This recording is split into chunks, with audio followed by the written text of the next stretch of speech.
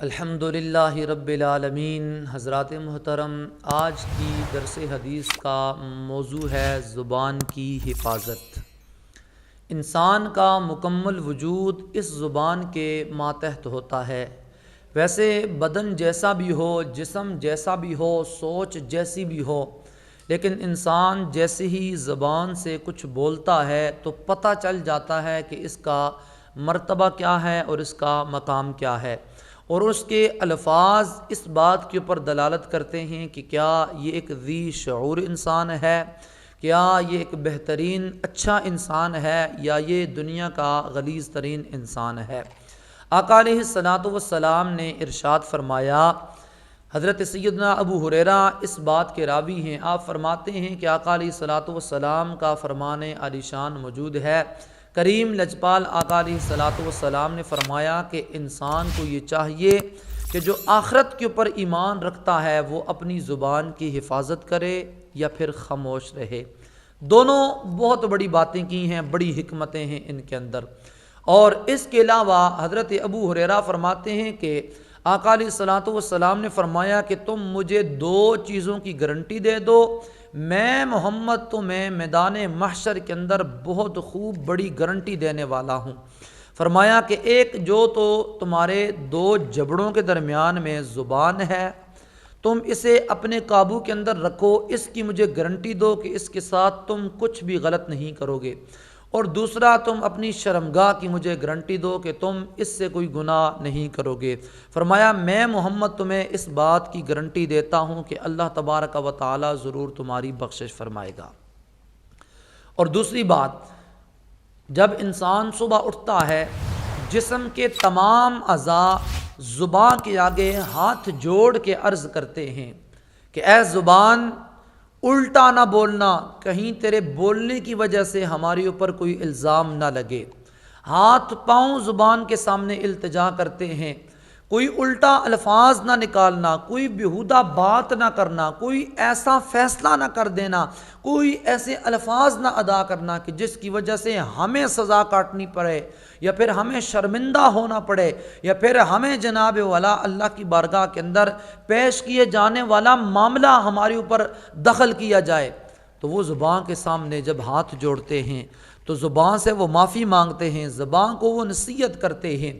لیکن انسان اگر اس زبان کو اپنے قابو کے اندر رکھے، اپنے ماتحت رکھے، اچھا اسے استعمال کرے، تو یقیناً یہ اللہ تبارک و تعالیٰ کے پسندیدہ لوگوں میں سے ایک بہترین انسان ہوگا۔ اور اگر اسی زبان سے ہم جھوٹ بولتے رہیں، کسی کے بارے میں ہم حسد کرتے رہیں، کسی کے بارے میں ہم چغلیاں لگاتے پھریں، تو پھر اس زبان کا کوئی فائدہ نہیں۔ وہ کسی نے کیا خوبصورت کہا تھا کہ زبان تو اللہ رب العزت نے یا اپنے قرآن کے لیے پیدا کی ہے، یا پھر اپنے نبی کے فرمان کو پڑھنے کے لیے پیدا کی ہے، لیکن ہم نے اس زبان کا بے جا استعمال شروع کر دیا۔ دو شخص آپس کے اندر بات کرتے ہیں، تیسرے کی یہی کوشش ہوتی ہے کہ میں ان کو لڑاؤں، یا ان کے درمیان میں کوئی الٹا فیصلہ کروں۔ ایک موجود ہے، دوسرا غائب ہے، غائب ہونے والے کی چغلیاں کی جاتی ہیں، اس کے عیب بیان کیے جاتے ہیں۔ کوئی شخص اگر کوئی گناہ کرتا ہے، بجائے اس کے کہ ہم اس کے اوپر پردہ ڈالیں، ہم اپنی زبان کو مکمل استعمال کرتے ہوئے اس کے عیبوں سے پردہ اٹھاتے ہیں، حالانکہ میرے رب کا حکم تو یہ ہے کہ تم پردہ ڈالا کرو۔ اور زبان کے متعلق ایک اور حدیث مبارکہ بھی میرے اور آپ کے لجپال نبی نے ارشاد فرمایا کہ زبان کو اپنے قابو کے اندر رکھو، اور اس سے تم وہ کلمات، وہ الفاظ ادا کرو کہ جو مجھے بھی پسند آئیں اور میرے رب کو بھی پسند آئیں۔ صحابہ اکرام نے عرض کی کہ یا رسول اللہ، اس سے ہم کیا ادا کریں؟ فرمایا میں تمہیں ایک بہت خوبصورت وظیفہ دینے لگا ہوں کہ جس کا اجر اور جس کی نیکیاں پہاڑوں سے بھی بہت زیادہ ہیں اجر کے اندر۔ آقا علیہ الصلوۃ والسلام نے فرمایا اس زبان سے تم بیجا وقت کے اندر سبحان اللہ و بحمدہ سبحان اللہ العظیم پڑھا کرو۔ صحابہ کرام نے عرض کی کہ کیا ہوگا؟ فرمایا کل میدان محشر کے اندر جب تم اٹھو گے تو پہاڑوں جتنیاں نیکیاں، اتنا اجر لے کر اٹھو گے، اور رب سے پوچھو گے کہ یہ کہاں سے آیا؟ تو میرا رب فرمائے گا کہ خالی وقت کے اندر جو لوگ زبان چلاتے تھے انہیں چھوڑ کر جو لوگوں کے بارے میں چغلی کرتے تھے، غیبت کرتے تھے، جھوٹ بولتے تھے، اس زبان کو تم نے ان کاموں کے اندر استعمال نہیں کیا، بلکہ اس سے تم نے میری بادشاہت کا ذکر کیا ہے، تم نے میری تسبیح اور تحلیل کو بیان کیا ہے۔ تو اگر ہوتا کوئی دنیا دار تو وہ تمہیں تھوڑا سا اجر دیتا، میں رب ہوں، میری سخاوت کی انتہا یہ ہے کہ میں نے تمہیں پہاڑوں سے بھی بڑھا کے اس کا اجر و ثواب عطا فرمایا ہے۔ اور زبان کے متعلق بہت سی وعیدیں بھی آئی ہیں کہ پوچھا جائے گا وقت کے اندر کیا تم بولتے رہے، اس کے ساتھ تم نے فلاں کے بارے کے اندر کیا کہا۔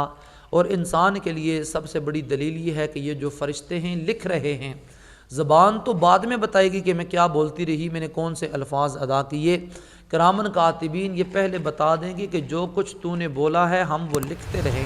تو بولنے سے پہلے یہ سوچ لیجئے کہ جو ہم بول رہے ہیں وہ ریکارڈ ہو رہا ہے، اور ایک دن ایسا آنے والا ہے کہ یہ سارا ریکارڈ ہمیں سنایا جائے گا، اور پھر اس کے اوپر گرفت ہوگی، پوچھا جائے گا کہ کیا بولا، کس کے بارے میں بولا اور کیا کہا تم نے، تو ہم نے اس سب کا جواب دینا ہے۔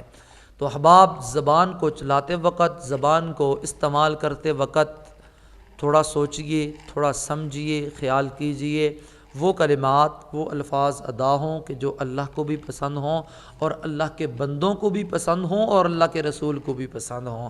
اللہ پہلے مجھے اور پھر آپ کو عمل کی توفیق عطا فرمائے۔